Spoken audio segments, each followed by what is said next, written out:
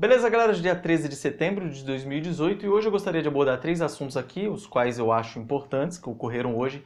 O primeiro deles é o Júlio Cocielo, o youtuber, sendo processado por promotores dos direitos humanos, um setor dentro do Ministério Público aqui de São Paulo, por danos sociais e coletivos. Estão entrando com uma ação, cobrando uma indenização de 7 milhões de reais dele, daquele rolo na época da Copa, que ele fez um comentário a respeito do atacante francês, o Mbappé e tal.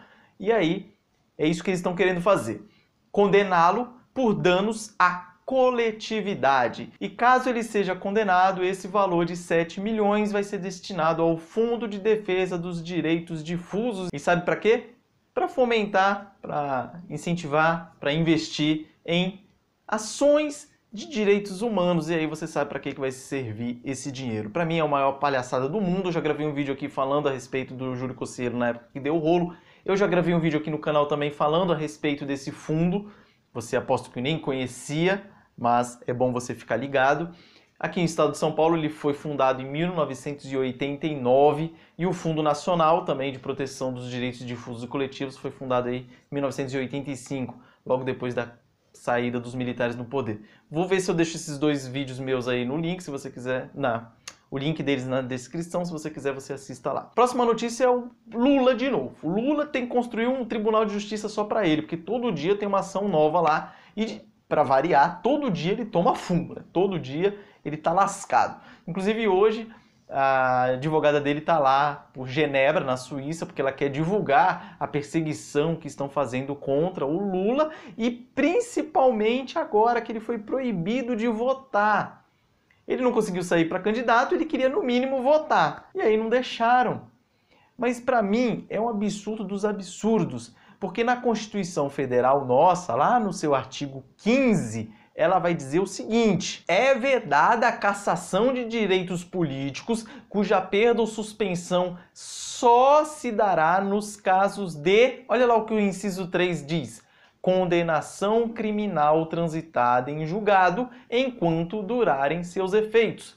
Ou seja, enquanto tiver durando o efeito da condenação, o cara tem os seus direitos políticos suspensos. Está na Constituição. Acabou. Aí o advogado vai e pede para ele votar, para entrar uma urna eletrônica lá na cela para ele poder votar. Na minha singela opinião, isso é litigância de má-fé e, na minha opinião, os advogados do Lula deveriam ser condenados. Vamos lá dar uma passeada no nosso Código de Processo Civil. No seu artigo 80 vai dizer: considera-se litigância de má-fé aquele que, veja o inciso 1, deduzir pretensão ou defesa contra texto expresso de lei ou fato incontroverso. Aqui no caso, eles mataram, já foi uma paulada só para 2 cachorros aqui, porque você vê lá, lei expressa e fato incontroverso, ou seja, já enterraram o Lula e tacaram o carro em cima, já não tem mais dúvida quanto a isso. Tanto que o Supremo Tribunal Federal já falou milhões de vezes. Então ele está condenado, transitado em julgado, está lascado, todo lascado. E eles insistem em entrar com essas pataquadas aí. Eu fico no maior veneno.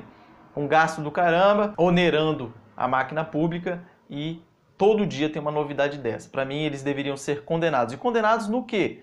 Você vai lá no artigo 81, ele vai dizer: o juiz condenará o litigante de má-fé a pagar multa que deverá ser superior a 1% e inferior a 10% do valor corrigido da causa, a indenizar a parte contrária pelos prejuízos que essa sofreu e a arcar com os honorários advocatícios e com todas as despesas que efetuou. Mas vai ter gente que vai falar o seguinte, vai falar assim: mas a litigância de má-fé não se aplica ao processo penal. Mas também, na minha singela opinião, esse pedido que eles fizeram não é de processo penal. Na minha opinião, é um processo eleitoral. E processo eleitoral cabe sim litigância de má-fé. Mas a gente sabe que não vai acontecer nada, né? Então, estamos no Brasil.